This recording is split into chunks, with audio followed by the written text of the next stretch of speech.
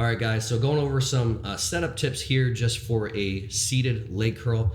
So again, for the purpose of this series of videos that you're gonna see all coming after this one, is really just to address setup. So for a lot of exercise, obviously there's a whole lot of components to the exercises. There's how you're actually, the pace, the tempo, all that kind of stuff, range of motion, how you're finishing, all that stuff's very important. But I get a lot of questions on setup, and I really see people messed up from the beginning. If you're messed up from the beginning, the likelihood of the rest of the exercise going well, especially when you add load and challenge, is little to none. So the purpose of this specific video and this entire series that you're going to see coming after that is just taking time to have some key points. Obviously, it's me, so there's going to be some concepts as well too, but there'll be some specifics, some concepts to think about to make sure that you are absolutely in the right and best position before you actually get in and starting to work. So as always, hope you find this valuable. If you do the YouTube thing for me, like, subscribe, share with some people, all that good stuff. And if you have any questions specific to this, hit me afterwards. Don't ask me questions about the whole rest of the exercise. I've gone through this exercise and all these exercises a billion times. The rest of it, once you're actually going, you'll obviously see some clips of me doing it, which is fantastic. But this is really specifically a series dedicated just towards setup.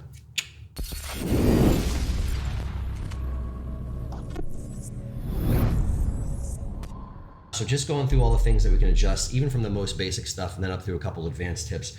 Let's just start with everything that can move on the machine. So the first thing that I'm going to say, address before anything else, is range of motion. I've showed this briefly in a video before, but the point of this is to fully lengthen your hamstrings. So again, we do want to get to a point of where you're near max hip flexion combined with near max knee extension. You just don't want to take it past the point where you can't actually get there. So the test here I always say is, once you have your hips in place, can you keep your knee completely straight and raise your leg up? And basically that should be where you set the range of motion, right? So everyone knows what I'm talking about. I can adjust this, so obviously this is less range of motion. And if I do that same test, you can see that's very far off of my leg. So I start to bring it up, okay. I can probably go a little bit higher, okay. I can probably go a little bit higher. And then where you really go, some people really like that stretch sensation, which I agree with, but if I go one higher and I'm up here, I can just about lift off, so I could probably get away with that, but literally I can feel my rec fem, the muscle that's mainly responsible for that hip flexion in that position, starting to kind of cramp and seize up. So I like to stay right in a range I'm comfortable. And again, even if maybe I'm technically leaving off a degree of range of motion, that's not really what's meant by training something through its fully lengthened position, just kind of near that. So that's how you can adjust how much range of motion you're going to go through, which again is going to be how much basically hip flexion, max knee extension combination. The next thing is most things have an adjustable pad. And where do you want to put this? All other things being the same, put the pad as high up your lower leg as you can, to the point where it's not uncomfortable. There's sometimes, whether it's leg extensions or different leg curls, I don't actually like the feeling of it compressing my calf. So again, maybe not that high, but again, all other things being the same, you'll have less shearing force at the joint when it's closer to the knee as opposed to further to the knee. And no, this doesn't change the amount of actual challenge that you have or the actual torque that you're dealing with at the knee joint. So this is not any easier than this. It's not the same as a free weight. Free weight gives a consistent load. This machine gives a consistent torque through this point.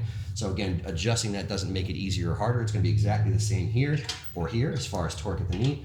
This will actually just reduce shearing force to a degree. So again, you don't have to understand the whole shearing force thing. That's gonna be a different video, but that would be my recommendation on that, is always as close to the knee as you possibly can. From there, you want this smashed down. Obviously, I'll be doing with two legs. I'm just keeping this one leg out so I can show some stuff. Then you want this smashed down as tight as it'll go. So you've already seen I've got this range of motion. So if you don't want to smash it to the point where it's going to hyperextend your knee, but if I can be in the position where I've got the hip flexion I have, full knee extension that I have, from there you want this smashed down. For the start of the range of motion, I say this pad performs the same function as basically the back of a leg press. So this is your bracing. So as long as this doesn't move, this will allow for maximum output at the start of the range of motion. One little trick here is if you have a hard time getting in. So again, sometimes people can't quite get this down. I'm gonna use my other leg. Pretend I had somebody else obviously there that could just press that down a little bit. That can make it much easier to set this position. So again, if you're dealing with a problem of like, I can't quite seem to get it where I know I can go, if you have someone push down on this just a little bit, this will allow you to drop that in place. And then when you bring it back up, everything should be snug. So again, when I'm here, if I have this set up properly, I have very little ability to cheat. The start of the motion is really going to be a matter of me just pressing into here and then just driving into that pad. So that's all the adjustment stuff. And again, all properly setting this up will allow for less stuff to move, which is really the goal. Is other stuff shouldn't be moving, just the knee joint is flexing and just the hamstring is working. If your machine has a belt, then you just want to cinch it as tight as you can too, because the thing that happens here is while this pad is extremely useful as you start the range of motion, the direction that load pulls changes. So to start, the load is going this way, so you have something to press into opposition of it to actually oppose that. When you come down to the bottom, it should be apparent the load is pulling you that way. So the seatbelt can actually press into opposition of that and press you back into the pad. So if you have a seatbelt, strap up, tighten it down, and just use that as you go through the range of motion. Again, pressing in here to start, and then really pressing into the seatbelt as you finish. The only other things that I'll say for setup that people mess up as well too, and this is the more important one, I'll have Trevor come around from this side now, is imagine you can see where your femur is, with your upper leg bone, and you want that basically them running parallel to each other.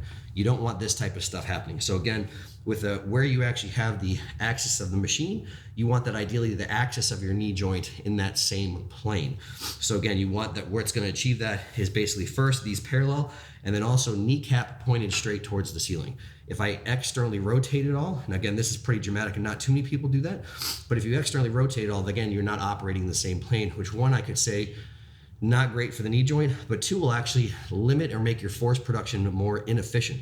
I want all my force going in the same plane the machine is giving me. If I'm going some of it this way, then basically some of that force is basically offset, not in the same direction. And so again, you're basically losing some of your output or being a little bit more inefficient. And then the last thing that I'll go, let's see, have Trevor come back around this way, is yeah, it's ideal to line up your knee to this part of the joint. So that's the only other part I really didn't say adjusting from the beginning, because I wanted to clarify this part's more important. Legs, femurs parallel to each other, knees pointed towards the ceiling. And then from there, if you can have the knee lined up close to the axis of the joint, that's kind of important. It's actually not as big of a deal as some people make it out to be. And it can actually be a way that it could change the profile just a teeny bit. But the thing that will keep this more comfortable is if you keep in the same spot, this pad will stay in the same spot on your ankle. If you ever feel like the pad is moving up and down your ankle or the back of your leg while you're doing the exercise, that just means you're not quite lined up with this position. So this is where the back pad comes in. Obviously, if I have the back pad way too far back, now I'm actually behind that axis. If I have it way too far forward, I'm in front of the axis. So might as well take a second, ballpark roughly where the center of your knee joint is, somewhere around here-ish, and line it up close to the axis of the joint. But again, that's actually not as big of a deal. From there, once you have all that set up, locked in place, the goal is just to keep that from changing.